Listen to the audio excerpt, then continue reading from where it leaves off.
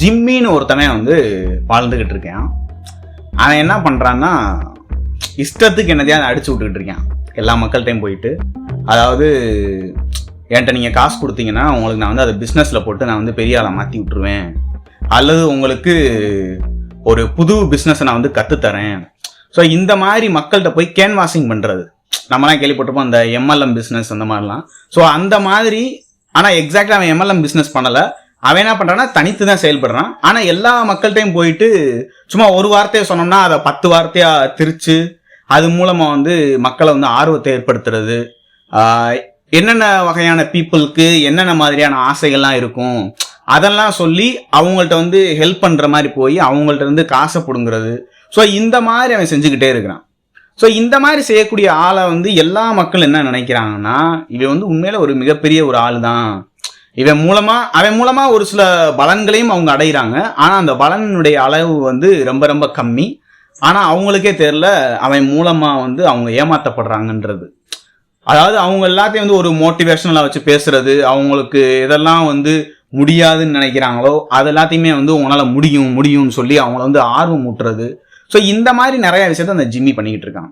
So நம்ம இந்த ஜிம்மியினுடைய வாழ்க்கையை நம்ம எடுத்து பார்த்தோம்னா, சொல்ல போனோம்னா இந்த ஜிம்மின்றவன் எந்த விதமான ஒரு என்ன சொல்றது, ஒரு யூஸ்லெஸ் ஃபெல்லோ மாதிரி தான்.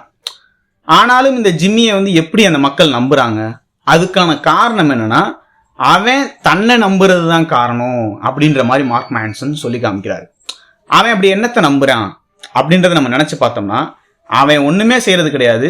எதெல்லாம் வந்து மற்ற மக்கள், அதாவது வந்து தன்னை பற்றி இவங்க வந்து இப்படி நினைப்பாங்களோ அப்படின்னு நினைக்கக்கூடிய விஷயத்த எல்லாத்தையுமே செஞ்சுட்டு அதை நான் கரெக்டாக தான் செஞ்சேன் அப்படின்ற மாதிரி அவன் நினைச்சுக்கிறான்.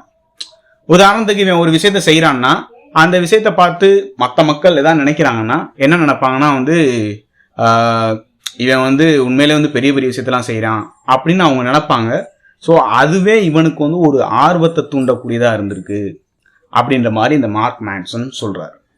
அதுக்கப்புறமும் அந்த ஜிம்மி என்ன நினைப்பான்னா, மற்ற மக்கள் வந்து யாரெல்லாம் வந்து இவனை பார்த்து சிரிப்பாங்களோ அந்த மக்களெல்லாம் பார்த்து இவன் என்ன நினைப்பானா, இவங்களுக்கெல்லாம் அந்தளவுக்கு அறிவு கிடையாது அப்படின்ற மாதிரி நினைப்பான்.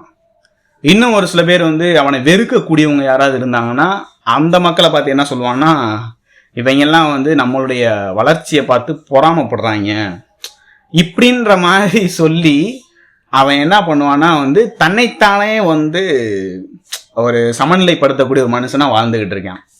ஸோ இந்த மாதிரி இருக்கும்போது அவனால அவனுடைய குறைகளை வந்து பார்க்கவே முடியாது. அவனை பொறுத்த வரைக்கும் எல்லாமே கரெக்டாக தான் இருக்கு. அதாவது நான் செய்யறது தான் கரெக்டு அப்படின்ற மாதிரி எண்ணத்தோடையே வாழக்கூடியவனா ஜிம்மி இருக்கான். இந்த ஜிம்மியினுடைய வாழ்க்கையை நம்ம எடுத்து பார்த்தோம்னா அது மூலமா நம்மளுக்கு தெரிய வருது என்னன்னா, அவன் தன்னைத்தானே ஏமாத்திக்கிறான், அது மூலமா கொஞ்சம் கொஞ்சம் அப்பப்ப சம்பாதிக்கிறான். இதுக்கெல்லாம் காசு எங்க இருந்து வருது அப்படின்னு பார்த்தோம்னா, அவன் வந்து அவனுடைய தாத்தா பாட்டி சம்பாதிச்சு வச்ச காசுல இருந்து அவன் வந்து செலவு பண்ணிக்கிட்டு இருக்கான். ஆனா அதுல இருந்து அவனுக்கு அப்பப்ப ஒரு சில லாபங்கள் கிடைக்கும், அப்பப்போ ஒரு சில பிசினஸ் வந்து ஓகே ஆகிற மாதிரி தெரியும். ஸோ இந்த சின்ன சின்ன சந்தோஷத்தை வச்சு அவன் தான் எல்லாமே பண்ற மாதிரி நினைச்சுக்கிட்டு இருக்கான். ஸோ இந்த மாதிரி இருக்கக்கூடிய ஒரு மனுஷனால இருக்கக்கூடிய காசை வந்து அழிச்சுக்கிட்டே இருப்பான். கொஞ்சோன்னு சம்பாதிக்கிற மாதிரி தெரியும், ஆனா உண்மையில அவன் அழிச்சுக்கிட்டு தான் இருப்பான்.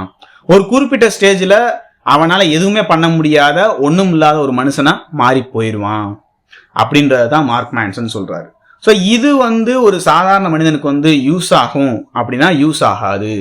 ஆனால் ஆரம்ப காலகட்டத்தில் கிட்டத்தட்ட 1970களில் அப்போ இருந்த அறிவியலாளர்கள், அப்போ இருந்த பல வகையான தொழில்நுட்பவியலாளர்கள்லாம் என்ன நினைச்சாங்கன்னா, மக்களை வந்து ஆர்வமூட்டி பேசுறது மூலமா அவங்களிடத்துல ஒரு சில மாற்றத்தை ஏற்படுத்த முடியும்னு நினைச்சாங்க. ஸோ அதன் காரணமாக தான் அப்போ இருந்த சட்டத்திட்டங்களை கொண்டு வர்றவங்களும், அப்ப இருக்கக்கூடிய வாழ்க்கை வழிமுறைகளை பற்றி புத்தகங்கள் நூற்கள்லாம் எழுதுறவங்களும் என்ன பண்ண ஆரம்பிச்சாங்கன்னா, எல்லாரையும் வந்து மோட்டிவேட் பண்ணி பேச ஆரம்பிச்சாங்க. எல்லா மக்களையுமே வந்து சிறந்தவங்கன்ற மாதிரி நினைக்கக்கூடிய எண்ணத்தை உருவாக்க ஆரம்பிச்சாங்க. ஸோ அதனுடைய காரணமாக தான் வந்து ஆரம்பத்தில் வந்து மார்க் சிஸ்டமாக இருந்தது, பிற்காலத்தில் என்ன மாறுச்சுன்னா வந்து கிரேட் சிஸ்டமா மாறுச்சு. ஸோ இது எதுக்காகன்னு சொன்னா, எல்லா குழந்தைகளுமே, அதாவது வந்து மார்க் கம்மியா எடுக்கக்கூடிய குழந்தைகளுக்குமே சரியான மார்க் தெரியக்கூடாது. இப்போ வந்து ஒரு 60லேருந்து 70க்குள்ள எடுத்துட்டோம்னா இ கிரேடு அப்படின்ற மாதிரி சொல்லிட்டோம்னா, 69 எடுத்தவனுடைய நிலைமையும் 59க்கு அப்புறம் 60 எடுக்கக்கூடியவனுடைய நிலைமையும் ஒரே மனப்பக்குவத்துல தான் இருக்கும். ஸோ அது மூலமா நம்ம வந்து மாணவர்களுக்கிடையே உள்ள ஏற்றத்தாழ்வை நம்ம குறைக்கலாம். நீ என்ன கிரேடா? சி கிரேடு, நான் வந்து டி கிரேடு. ஸோ அந்த இதில் வந்து நம்பர் இல்லைன்றதுனால அது ஒரு இல்யூஷனை கிரியேட் பண்ணுது. மேபி அந்த லெட்டர் வந்து அவங்களுடைய பேசிக்காவே அவங்களுக்கு பிடிச்சிருந்துருக்கலாம், அவங்க அம்மாவுடைய பேரா இருக்கலாம், ஸோ அந்த பேர் வந்து ஆரம்பிக்கக்கூடிய லெட்டரா இருக்கலாம். ஸோ அதன் காரணமாக அந்த லெட்டரின் மூலமாக மனசுல வந்து ஒரு ஏற்றத்தாழ்வை குறைச்சிட்டோம்னா எல்லா பையங்களுமே நல்லா நினைச்சிருவாங்க, தன்னை பத்தி நம்ம எல்லாருமே சிறந்தவங்க தான் அப்படின்ற மாதிரி நினைப்பாங்க. ஸோ அது மூலமா சோசியல் ஸ்கில்ஸ் வந்து இம்ப்ரூவைஸ் ஆகும் அப்படின்றதுக்காக தான் இந்த கிரேட் சிஸ்டம் கொண்டு வரப்பட்டது. ஸோ இதே மாதிரி தான் என்ன பண்ணுவாங்கன்னா, நீங்கள் வந்து நியூஸில் இதெல்லாம் பார்த்தீங்கன்னா வந்து மினிஸ்டர்ஸாக இருக்கட்டும், அல்லது ஏதாவது வந்து பெரிய பெரிய ஆன்மீக வாத்தியார்களாக இருக்கட்டும், இவங்கெல்லாம் என்ன பண்ணுவாங்கன்னா தங்களை தாங்களே வந்து சிறப்பிச்சு சொல்லுவாங்க. அதே நேரத்தில் அவங்க வந்து ஒரு ஸ்பெஷலான பர்சன், அதாவது கடவுளுக்கு வந்து உகந்த பர்சன் அப்படின்ற மாதிரி சொல்லி நம்ம கிட்ட வந்து அறிமுகப்படுத்துவாங்க. ஸோ இந்த மாதிரி நினைக்கும் போது, இந்த மாதிரி மக்கள்கிட்ட வந்து அறிமுகப்படுத்தும் போது அவங்களை அறியாமலேயே அவங்களுக்குள்ள வந்து ஒரு செல்ஃப் எஸ்டீம் இன்க்ரீஸ் ஆகும். அது மூலமா பார்க்குற மற்ற மக்கள் என்ன நினைப்பாங்க, ஆமா இவங்கெல்லாம் பெரிய ஆள் தான் அப்படின்ற மாதிரி நினைப்பாங்க. ஆனால் சொல்லப்போனா அவங்களும் சாதாரணமாக ரோட்ல பிச்சை எடுக்கக்கூடிய ஒரு மனுஷனும் ஒரே ஆள் தான். ஆனா அவங்க தங்களுக்கு தாங்களே வந்து ஒரு செல்ஃப் எஸ்டீமை கிரியேட் பண்றது மூலமா நம்ம வந்து நல்லா இருக்கலாம்ன்ற ஒரு எண்ணத்தை வந்து உருவாக்க ஆரம்பிச்சாங்க. ஆனா இந்த மாதிரியான செல்ஃப் எஸ்டீம் எல்லாமே வந்து வாழ்க்கையில பயன்படுமான்னு சொன்னா வாழ்க்கையில பயன்படாது. ஸோ அதுக்கான காரணம் என்ன அப்படின்னு சொல்றாங்கன்னா, எப்பயுமே வந்து நம்ம வந்து நம்மள்கிட்ட நடக்கக்கூடிய எல்லா விஷயத்தையுமே நம்ம வந்து நல்லது நம்ம நினைச்சிட்டே இருந்தோம்னா நம்ம நல்லதுதான் நம்ம நினைப்போம். ஆனா அதுல எது தவறானதுன்றது நம்மளுக்கு தெரியாமையே போயிடும். அப்படி தெரியாமையே போயிருச்சுன்னா நம்மளால எதையுமே சரி பண்ணவே முடியாது, எல்லாமே தப்பா போயிடும் அப்படின்ற மாதிரி மார்க் மேன்சன் சொல்றாரு. ஸோ அதனாலதான் இந்த மாதிரி செல்ஃப் எஸ்டீமா, அதாவது பி பாசிட்டிவா இருக்கணும், நான் தான் வந்து சரியான ஆள், நான் தான் இந்த வேலைக்கு வந்து கரெக்டான ஆள் அப்படின்னு வந்து பாசிட்டிவா திங்க் பண்றது மூலமா நம்மளை நாமளே ஏமாத்தக்கூடிய இதுவும் இன்னொரு வகையான ஒரு போதை தான். இது வந்து உண்மையான இன்பத்தை தரவே தராது, உண்மையான ஹாப்பினஸை கொடுக்காதுன்னு மார்க் மேன்சன் சொல்றாரு. ஸோ அப்ப என்ன பண்ணணும் அப்படின்றதுக்கு அவர் என்ன ஆன்சர் சொல்றாருன்னா, நம்மளுடைய நெகட்டிவ் ஆஸ்பெக்ட்ஸை நம்ம முதல்ல வந்து அக்செப்ட் பண்ணணும். ஆமா, நான் வந்து ஒரு சில நேரத்தில் வந்து பணத்தை வந்து தண்ணி மாதிரி செலவு பண்ணிடுறேன், அது உண்மைதான் அப்படின்றத நம்ம ஒத்துக்கிறணும். ஆமா, நான் சில நேரங்களில் வந்து என்ன சொல்றது, நைட்டு சாப்பிட்டுட்டு நான் வந்து ரொம்ப நேரம் கழிச்சு தூங்குறேன், அல்லது நான் வந்து நிறைய ஜங்க் ஃபுட்டு சாப்பிட்றேன், அல்லது நிறைய வந்து சிகரெட் வந்து ஸ்மோக் பண்றேன்.